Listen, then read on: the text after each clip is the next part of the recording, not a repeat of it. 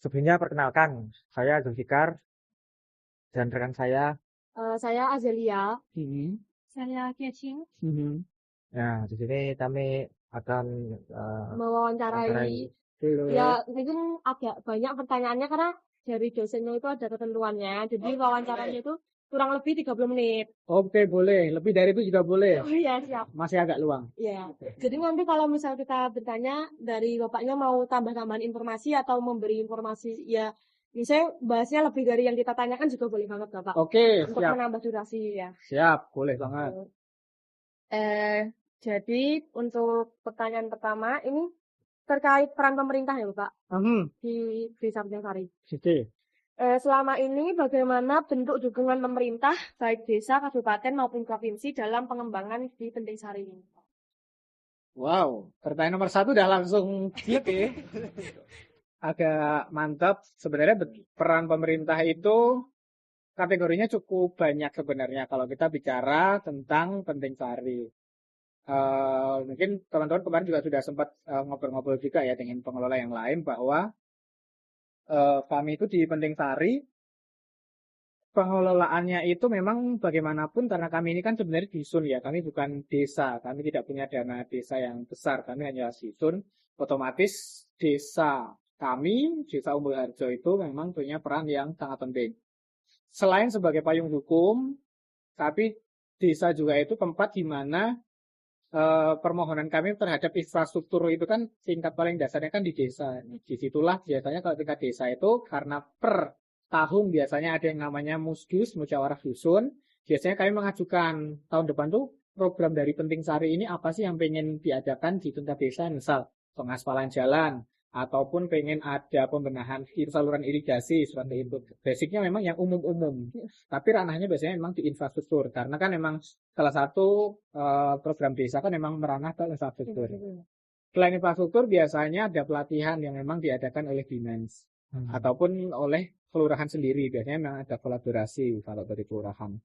Cuma memang dampak yang luar biasa bagi kami yang kami rasakan sebenarnya kami sangat terbantu dengan adanya forum komunikasi di tingkat desa. Biasanya itu melibatkan UMKM. Jadi UMKM sedesa Umbul Harjo itu tuh ada komunitasnya. Mereka biasanya saling sharing, kemudian bagaimana tentang pengolahan produk, sertifikasi. Nah, itu tuh kami secara tidak langsung kegiatan tersebut juga berdampak kepada kami. Karena UMKM kami akhirnya kan bisa level up gitu loh, ibaratnya dengan adanya forum itu. Kalau tingkat desa rata-rata seperti itu. Kemudian kalau di tingkat kecamatan sama sih sejauh ini memang karena kecamatan itu ya bagaimanapun kami berada di wilayah kecamatan Cangkringan, otomatis kebijakan-kebijakan ataupun arahan aturan itu biasanya tingkat kecamatan itu memang cukup membantu juga dalam arti memberikan perhatian lebih ya seperti itu. Jadi kalau tingkat kecamatan memang basicnya memang biasanya lebih ke pelatihan-pelatihan, tidak seintens desa. Kalau desa kan memang ya tempat kita tinggal gitu kan. Tapi kan kalau kecamatan karena terlalu banyak, jadi memang tidak terlalu yang dia itu turunnya itu terlalu dalam. Kalau kita ke tingkat yang lebih tinggi lagi di tingkat kabupaten, otomatis memang kedinasan dinas pariwisata, kemudian dinas-dinas lainnya. Cuman memang dinas yang paling sering kan memang dinas pariwisata sebagai induk kami. Kalau dari dinas sendiri biasa melakukan pelatihan-pelatihan sih, pelatihan, pameran, pelatihan, pameran. Rata-rata seperti itu. Kemudian juga kalau di tingkat provinsi sebenarnya sama pelatihan dan pameran-pameran. Cuman yang membedakan adalah kalau kabupaten itu dia ranahnya itu untuk desa wisata yang rintisan dan berkembang. Fokusnya ya. Kemudian untuk provinsi itu yang maju dan mandiri. Kenapa di Jogja dibuat seperti itu? Karena Jogja, kalau Sleman sendiri kita ada 82 desa wisata. Ya, di kota, di Jogja sendiri ada 200, termasuk kampung wisata. Bisa dibayangkan kalau 200 ini dikasih pelatihan yang sama. Ibaratnya anggaplah yang satu sebenarnya dia udah bisa membaca. Yang satu aja lari jalan aja atau berdiri aja belum bisa. Nah, itu kan ibaratnya ada ketimpangan. Otomatis untuk lebih mempermudah mengakomodir untuk program-program itu yang secara spesifik biasanya memang kalau di kabupaten memang ranahnya untuk yang merintis dan berkembang itu tadi. Biasanya lebih ke penguatan kelembagaan dan lain-lain sebagainya. Tapi kalau di tingkat DIY berarti ranahnya udah harus cari pasar internasional sekaligus, bahkan sampai pelatihan bahasa Inggris dan sertifikasi. Jadi emang ibaratnya udah ya, ada level-levelannya lah kayak gitu. Jadi ibaratnya membantu meringankan beban juga sih buat di tingkat kabupaten, dan sasarannya juga jauh lebih efektif dan lebih bagus juga untuk memang sesuai dengan tahapannya. Itu kalau yang di tingkat provinsi.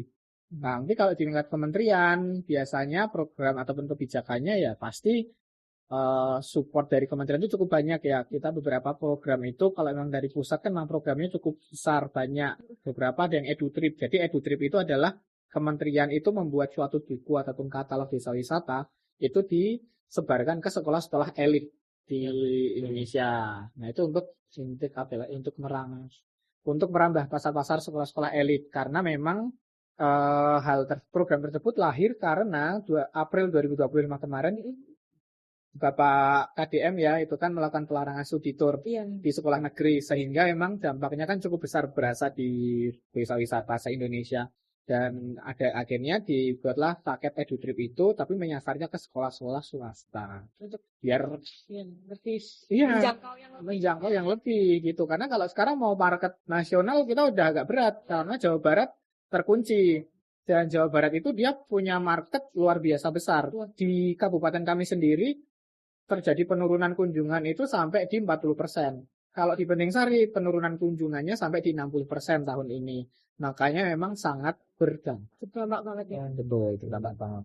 Tapi dengan adanya kayak luasan pasar ini ngaruh nggak sejauh ini ke Pending Sari? Sejauh ini kami belum terlalu terdampak ya. Untuk yang sebenarnya untuk program EduTrip-nya ya. Yang dari Kemenpar kami belum, karena memang sekolah-sekolah yang disasar oleh Kemenpar sebenarnya sudah sekolah-sekolah yang memang sudah ke Pending Sari. Jadi sebelum program EduTrip itu dijalankan, beberapa sekolah yang memang sudah bergengsi itu memang sudah ke Pending Sari gitu. Jadi mungkin memang kalau ditanya apakah berdampak program EduTrip, belum, karena memang sekolah-sekolah yang terlist di program EduTrip itu sudah pernah itu di.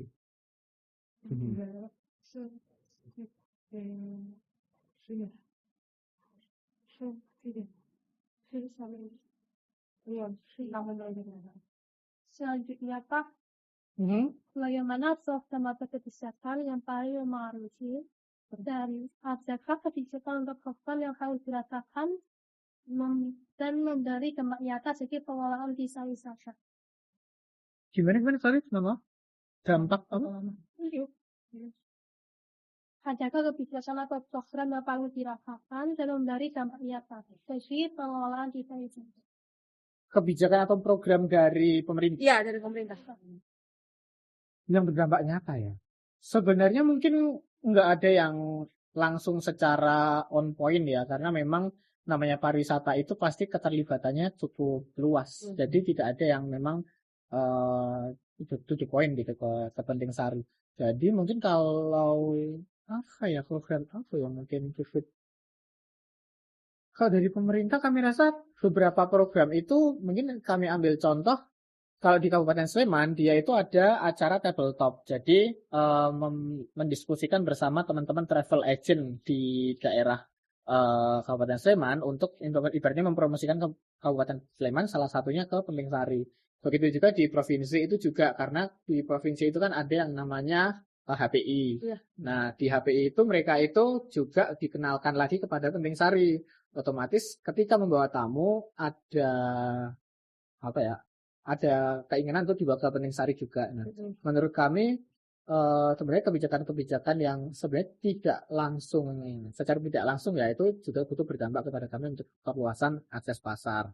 Cuman kalau yang lain-lainnya mungkin kalau kebijakannya apa ya? Kalau penurunan tiket wisata, tiket transportasi kami tidak terlalu berpengaruh bagi kami, karena memang kami bukan wisata yang by ticketing ya, dalam artian itu kan biasanya kalau misal tiket kereta ke Jogja murah atau tiket ke bandara di Jogja murah, karena kami bukan yang berbasis ticketing orang bisa datang beli tiket, sehingga itu kurang terlalu berdampak gitu.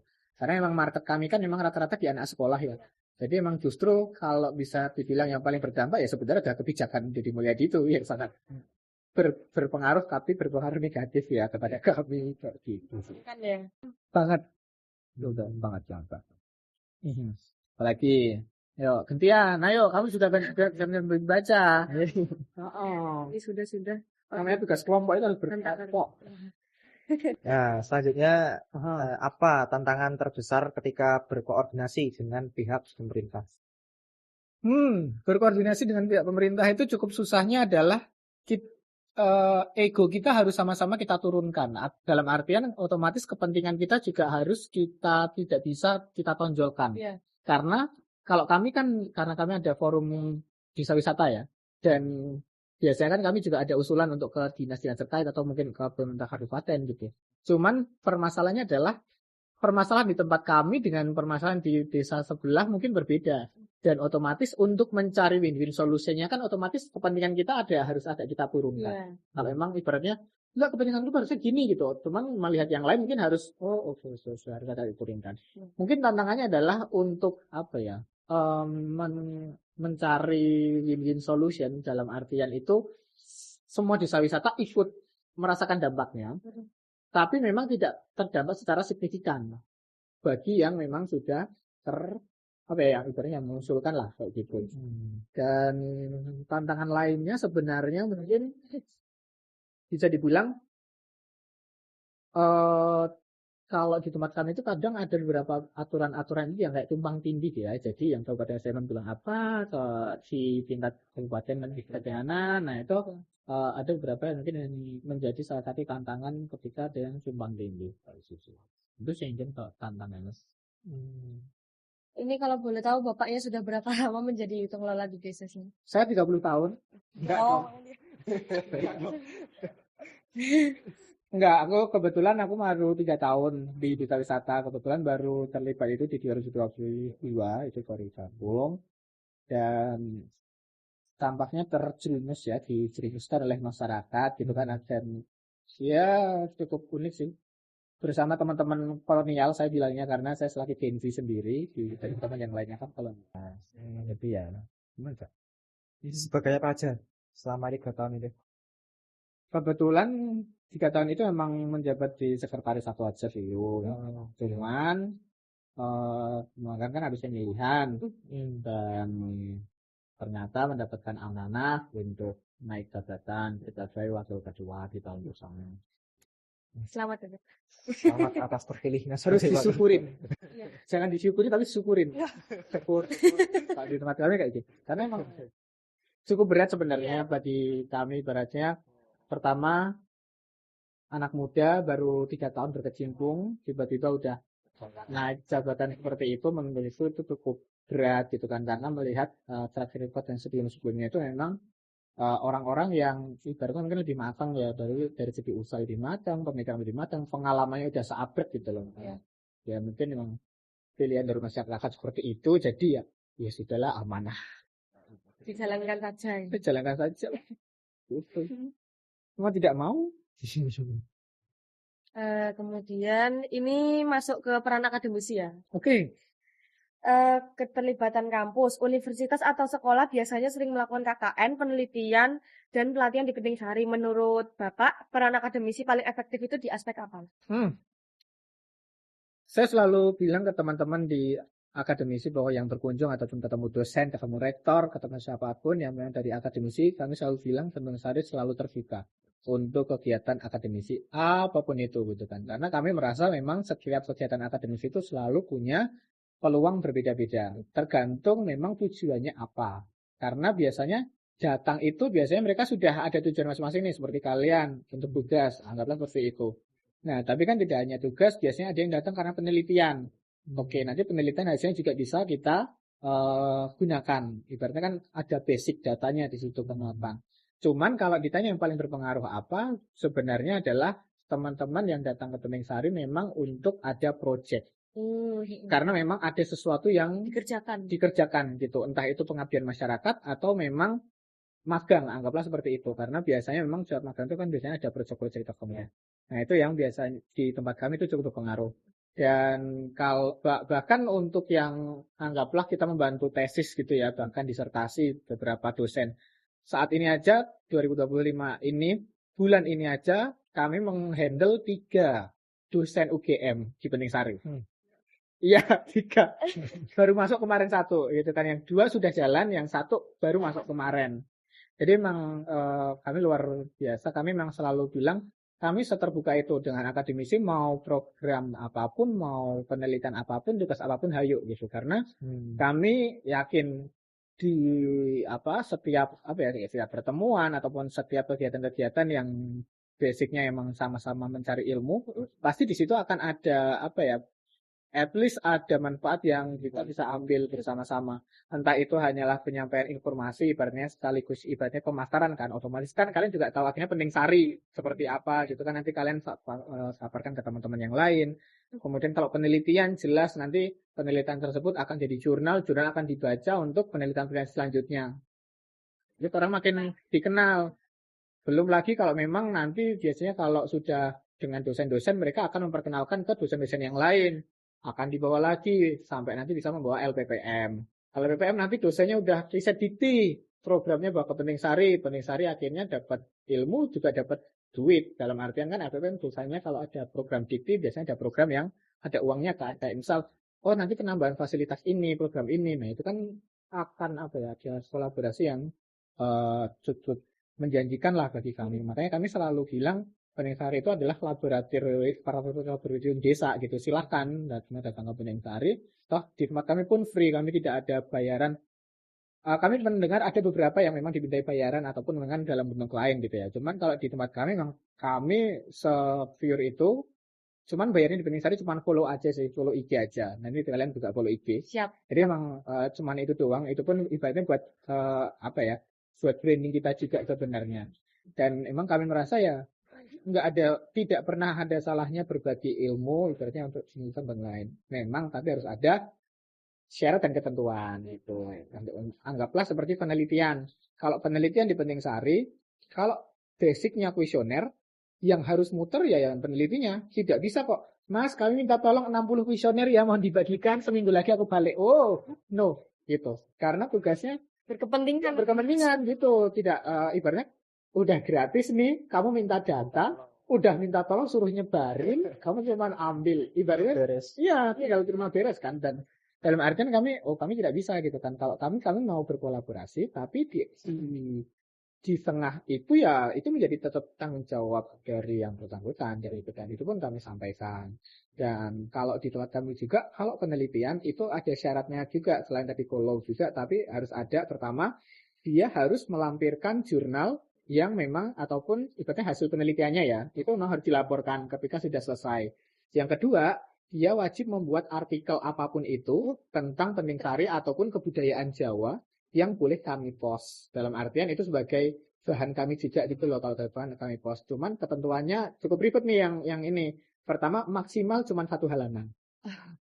Maksimal cuma 1 halaman. Untuk artikel itu?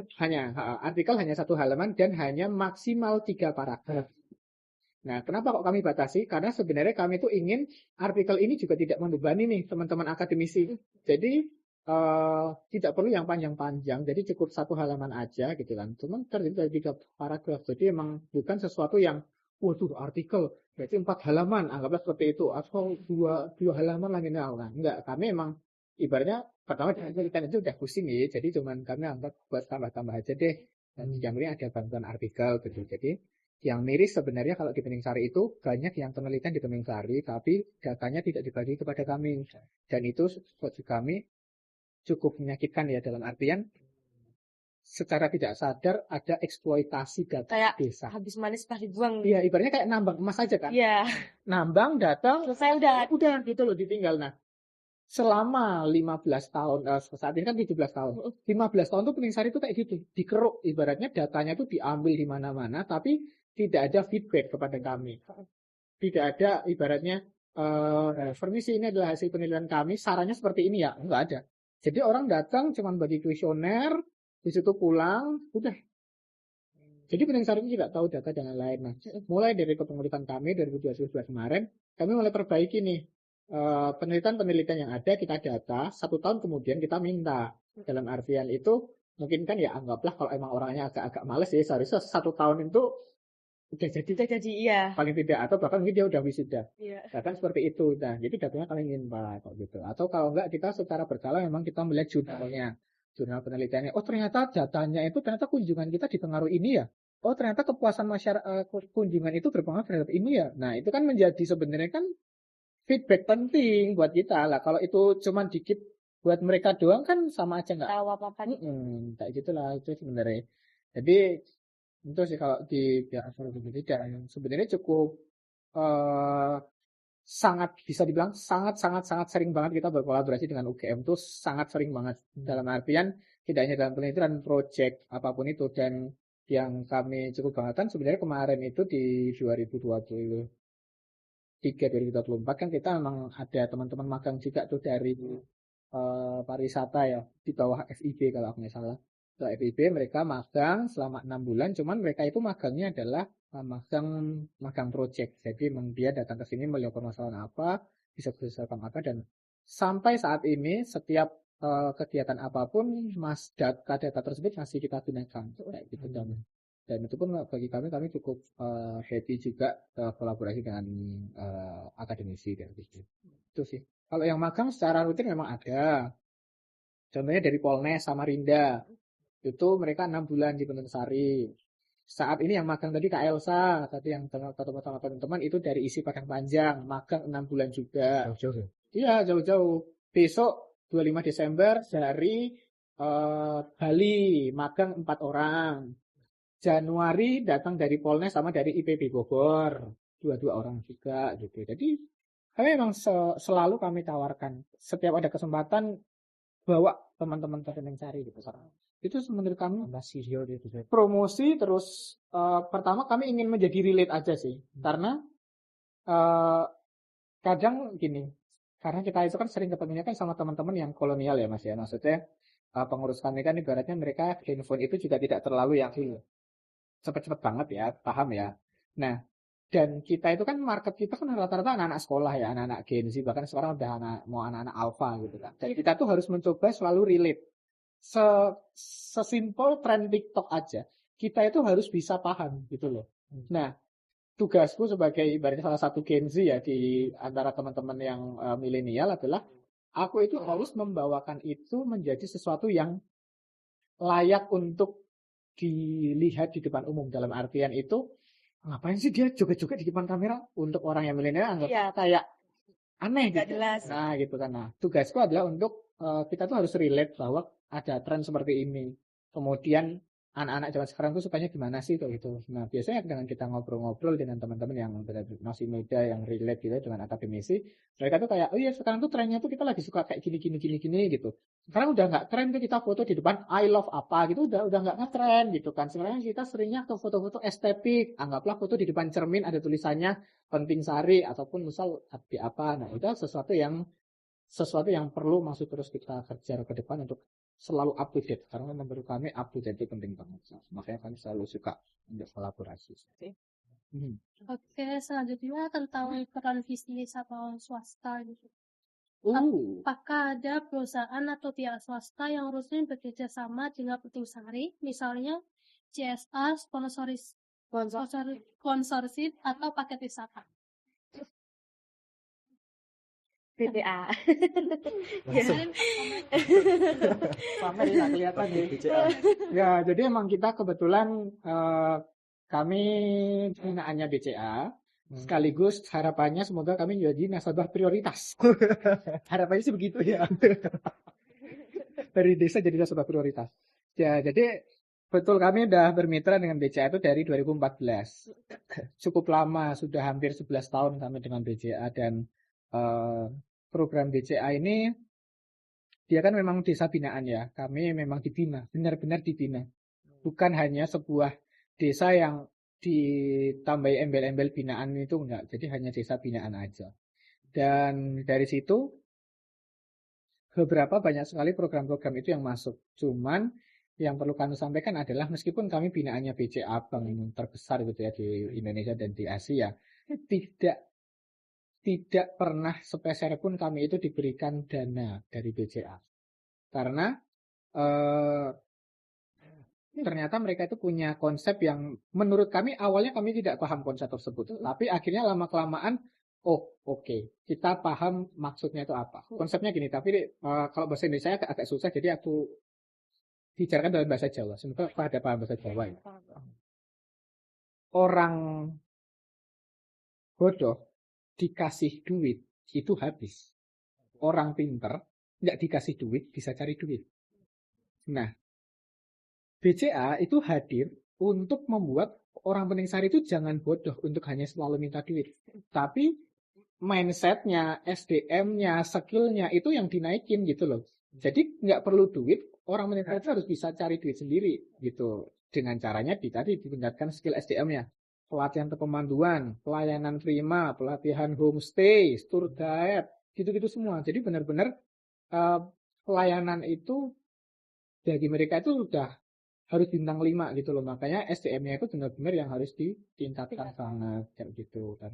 Itulah kenapa menurut kami kami cukup awalnya kami bingung ya, dalam artian kami itu juga tidak hanya butuh SDM, tapi kami juga perlu modal. Awal-awal kan gitu, pasti dong semuanya pasti perlu duit gitu. Cuman akhirnya lama-kelamaan kami kayak, oh iya, paham gitu. Oh maksudnya BCA itu seperti ini toh kayak gitu, dan itulah yang bagi kami cukup cukup penting kami tahu bahwa ternyata betul ya ketika SDM itu dibenahi, modal itu kadang sudah bukan menjadi permasalahan gitu loh. Kita bisa mencari modal itu karena ya kalau kita udah memberdayakan masyarakat lokal, kita bisa apapun yang bisa kita jual, ternyata itu modal buat kita sendiri, dan menurut kami itu adalah salah satu yang penting banget sih buat kami gitu. Yang terbaru karena mungkin SDM-nya juga sudah oke, akhirnya ada yang namanya pelatihan keuangan. Kita diajari pelatihan keuangan, bagaimana mengatur pelaporan keuangan itu yang mulai dari penjurnalan, laporan laba rugi, neraca, analisis keuangan, profitabilitas, bla bla bla, itulah seupgrade itu memang itu bagi kami yang sudah saatnya kami juga bertransformasi ke arah itu karena memang catatan itu juga cukup penting dan sangat untuk kredibilitas kita sangat perlu gitu loh, laporan-laporan seperti itu. Tapi sih betul. Saya pun akhirnya ya kami mencoba akhirnya apa yang memang pelayanan yang diperlukan ya sebisa mungkin kami terapkan, dan akhirnya lambat laun dari program yang berikan CSR memang berdampak penuh, pelayanan kami bagus, tanggapannya oke, banyak wisatawan repeat order karena sekali lagi Pening Sari itu nggak punya apa-apa, tapi ternyata yang dipunyai Pening Sari adalah pelayanan yang prima gitu sih. Nah, kami bersyukur banget ya. Itu kalau yang dari BCA. Tapi kami juga ada peran perusahaan-perusahaan lain. Contohnya PLN Peduli. 2021 kita mendapatkan bantuan. Jadi bantuan PLN Peduli itu dia memberikan bantuan berupa komputer 1 set gitu ya. Kemudian dia memberikan pembenahan area camping ground kita, sekaligus pemasangan wifi gratis selama 3 bulan di beberapa titik di Bening Pare. Itu yang PLN. Yang terbaru 2024 kita mendapatkan dana hibah dalam program sosial Bank Indonesia senilai 326 juta untuk pengadaan sarana dan prasarana. Jadi ya kenapa kami bisa dibilang kok kamu binaan BCA tapi masih menerima bantuan dan lain-lain, karena statusnya. Kalau menjadi binaan udah nggak bisa karena kami dibina oleh BCA. Tapi kalau menerima bantuan masih bisa, asalkan bukan program binaan. Pak, bantuan selain binaan lagi. Iya, tak nggak boleh dalam artian tuh anggaplah Pertamina mau masuk menjadi desa binaan, Pening Sari mau nggak, itu nggak bisa karena BCA. Iya, sebisa mungkin ya binaan tuh ya satu, jangan sampai kita itu di 2 binaan gitu kan. Kayak binaan. Betul, kan nggak bagus juga, masa udah ibaratnya nih ada yang mau nolongin kamu nih gitu kan, nih aku bantu ya kamu jadi binaanku gitu, ada orang baru masuk gitu, malah pilih yang baru. Seakan kamu berdiri di 2 kaki kan, percaya nggak kalau itu tuh sebenarnya kejadiannya. Nah, intinya program binaan itu tadi, jadi kami statusnya adalah ya kalau program desa binaan memang hanya BCA gitu loh, dan kami tidak masih belum ingin untuk mengambil binaan lain karena ketika sebuah brand itu sudah menjadi binaan ya, kalian akan berharap ketika muncul di headline dari segi perusahaan ya, pasti akan anggaplah Penting Sari, Desa Binaan BCA. Kan itu sudah satu garis lurus. Kalau kita ambil anggapnya dari Pertamina, bisa-bisa. Desa Binaan Pertamina, Penting Sari, menang lomba ini. BCA juga, Desa Binaan BCA menang lomba ini. Bagi pembaca kan itu sesuatu yang kurang nggak bagus. Nggak etis. Jadi itu aku beli minuman buat kita berlima, diminum aja. Sama ada Matosen. tadi bakar. Jadi Enggak, karena emang tadi aku juga haus. Jadi aduh. Gimana nih? Lanjut nomor 11 ini komunitas masyarakat. Nah, lanjut di bagian peran komunitas dan masyarakat, Mas. Nah, sebagai desa wisata berbasis komunitas, itu bagaimana cara memastikan warga itu tetap aktif, terlibat, dan merasa memiliki? Terlibat dan memiliki itu secara tidak langsung memang bagaimanapun untuk menjaga masyarakat terlibat itu sebenarnya kalau hanya terlibat itu cukup mudah. Yang mudah itu adalah keberlanjutannya. Jadi ibaratnya kalau hanya terlibat sekali dia udah bisa terbilang terlibat, tapi bagaimana cara kita memaintain untuk melibatkan dia terus. Nah, sebenarnya yang cukup susah bagi kami adalah pemberdayaan masyarakat itu basicnya adalah melakukan pemerataan ke semua masyarakat. Otomatis kita harus memaintain semuanya itu agar terlibat. Tapi di satu sisi kita harus meratakan. Nah itu yang agak berat karena bagaimanapun kalau kita udah berhadapan dengan masyarakat, tidak ada masyarakat yang benar-benar 100% itu puas. Pasti ada yang merasa tidak puas, ada yang merasa tidak cukup. Cuman tugas kami adalah sebagaimana mungkin melakukan pemerataan dan kami membina yang memang sudah terlibat, kita jaga benar-benar. Jadi misal dia jadi pemandu ya bagaimanapun nanti pemandu itu akan bergilir gitu loh, akan bergilir, jangan itu aja. Homestay pun juga, akan kita gilir, ganti terus seperti itu sih. Jadi cara kami memaintain agar ibaratnya terus terlibat itu seperti itu. Cuman by data sebenarnya di Penting Sari itu baru 70-80% yang terlibat, tapi 100% terdampak dari adanya pariwisata. Jadi meskipun belum terlibat semua, tetap ada yang semuanya kena dampaknya. Pasti semuanya terdampak pariwisata. Terus ya. Kemudian ini pertanyaan peran media. Seberapa besar pengaruh media baik TV, koran maupun media sosial untuk perkembangan di Penting Sari ini? Di zaman sekarang itu sangat berpengaruh sekali ya. Khususnya media informasi dalam artian di sini seperti surat kabar, kemudian berita ataupun bahkan statement dari tokoh-tokoh petinggi penting itu cukup berpengaruh. Dalam artian ketika berita itu muncul di berita itu memang sebenarnya berita itu jarang dibaca ya. Cuman dari berita itu biasanya itu akan digoreng, dalam artian itu tiba-tiba muncul klip-klip di IG, di TikTok berbekal dari postingan berita. Nah, otomatis dari situ sebenarnya berita itu memang bisa dibilang sangat membantu kami untuk pertama mempromosikan dan meningkatkan kredibilitas kita ya. Cuman perlu diperhatikan juga bahwa tidak semua media itu benar. Contohnya kami di Penting Sari dan kemarin kami juga melakukan kajian juga adanya misinformasi terkait pemberitaan di Penting Sari. Jadi beberapa kali kami melihat berita-berita nasional itu menggunakan foto yang salah tentang Penting Sari. Judulnya adalah Desa Wisata Penting Sari ada di lereng Gunung Merapi, anggaplah seperti itu. Fotonya adalah Desa Wisata Panglipuran Bali. Ya. Nah, kami berpikir nggak apa-apa lah, yang penting beritanya hot gitu, ibaratnya beritanya muncul gitu. Ternyata tidak se-hot itu, dalam artian ternyata ada dampak yang kami rasakan. Bahwa orang datang ke kami saat itu studi banding, dia nanya, terus ini aku mau foto di jalan yang samping-sampingnya ada rumah-rumahnya penduduk itu loh, batu-bata itu loh. Yang mana ya? Ya di berita ada gitu kan, dikasih tunjuk lah. Ternyata emang salah satu berita yang bisa dibilang dia berita online. Memang bukan resmi, cuman berita online. Dan bagi kami itu cukup menyesatkan ya, karena ada orang datang ke kami sebenarnya emang dia studi banding. Bukan person dia datang sendiri, karena emang dia berombongan, tapi dia meminta hal seperti itu, dan menurut kami ya kami agak sedikit cukup menyayangkan hal tersebut terjadi. Dan yang terbaru sebenarnya berita ini sebenarnya cukup, bagi kami tidak ada efek negatifnya kalau yang ini. Cuman agak sedikit kami sayangkan kenapa ini bisa muncul. Kalau teman-teman mencari di berita, bahkan itu sampai sekarang masih bisa ada berita yang menyatakan bahwa menteri ataupun berita-berita lainnya menyampaikan bahwa Penting Sari adalah Best Tourism Village Asia kategori CBD 2025. Karena dikunjungi 3 menteri sekaligus peraih ASEAN Tourism Award kategori CBD 2025. Kenyataannya adalah Penting Sari tidak menang. Kami di 2025. Kami menang di 2023. 2 tahun yang lalu.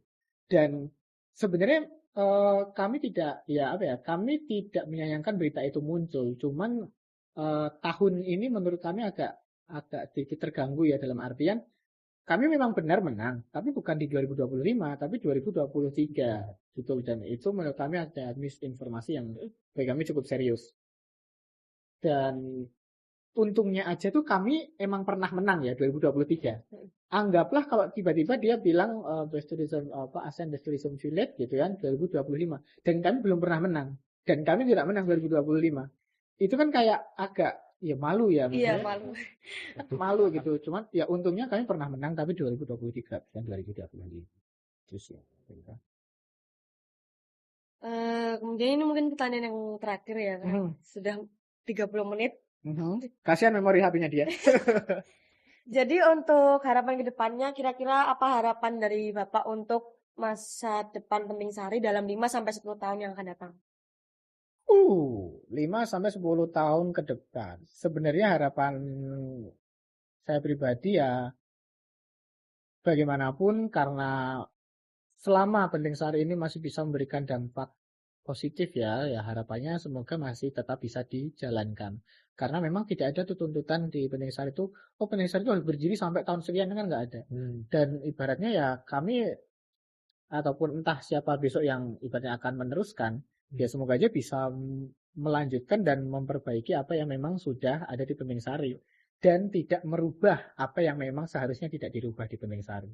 Karena emang keinginan dari zaman dulu ketika Penting Sari dibuat itu adalah menjaga Penting Sari tetap seoriginal mungkin Penting Sari.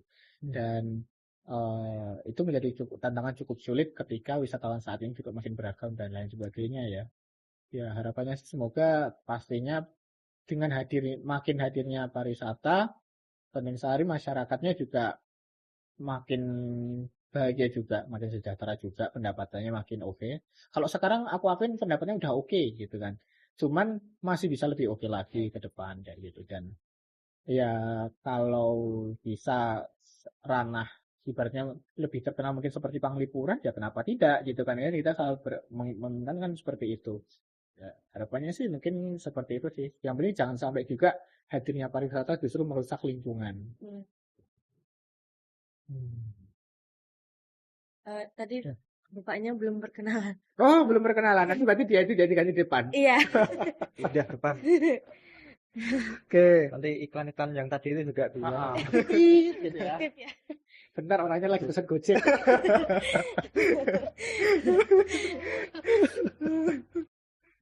Oke.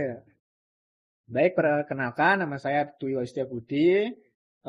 Saat ini saya menjabat selaku sekretaris pertama Desa Wisata Penting Sari dan juga sekaligus mewakili Gen Z yang ada di Desa Wisata Penting Sari. Gitu. Biasanya dipanggil siapa nih kalau di Penting Sari? Biasanya panggil Wahyu aja sih. Panggil Wahyu. Atau biasanya ada yang manggil Budi, biasanya juga ada yang manggil. Ini Gen Z pertama atau? Enggak, sebelumnya kalau secara Gen Z memang baru Gen Z pertama sih. Gen Z pertama dan menduduki posisi yang seperti itu baru pertama kali. Makanya kami cukup terkaget-kaget ya. Biasanya memang karena yang dihadapi itu karena apa ya? Kalau kita berhadapan dengan masyarakat ya, itu tuh karena apalagi tetangga kita ya, selisih uang 1.000 aja atau gimana pun caranya kita pasti bisa mendengar kentut tetangga kita tuh lebih keras gitu. Jadi itu setiap hari itu pasti dilema, akan ada konflik, Iya. akan ada aduan, keluhan masyarakat itu selalu ada. Makanya tantangan yang terbesar juga buat saya sendiri karena ibaratnya masih sepiyit-piyit ini harus berhadapan dengan orang-orang tua yang jauh lebih berpengalaman, bahkan bisa dibilang mereka mungkin foundernya, ibaratnya ikut membantu membangun Desain. Tuningsari seperti ini kan. Itu horor. Makanya harus disyukurin. Iya. Karena berat. Ya, karena berat. Ini jalanin dulu aja. Nah, mungkin Untuk wawancaranya sudah cukup. dari kami mengucapkan terima kasih. Terima kasih banyak sudah meluangkan waktunya untuk wawancara. Siap, sama-sama. Terima kasih sudah meluangkan waktunya juga untuk berkunjung ke Penting Sari ya. Ya, di hujan-hujan yang syahdu ini. Seru. Iya. Enak hawanya.